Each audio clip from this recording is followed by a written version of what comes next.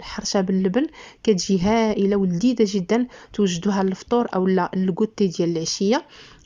كتجي بنينه وفي الفرن، سواء بغيتو ديروها في الفرن او لا ديروها في المقله على البوطه، فراه كتجي زوينه. نفس النتيجه فيهم بجوج. ندوزو مباشره نعطيكم المقادير وطريقه التحضير. هنا عندي نص كيلو ديال السميده ديال الحرشه، يعني السميد الرطب او السميد المتوسط، يعني داك السميده الرقيقه. انا هنا استعملت السميده البيضاء، ما عرفتش سبحان الله كتعجبني هاد السميده البيضاء، كنصايب بها. هي اقتصاديه من ناحيه الثمن، وحتى يعني بنينه، كتجيني بحال داخل فيها شويه ديال النخاله.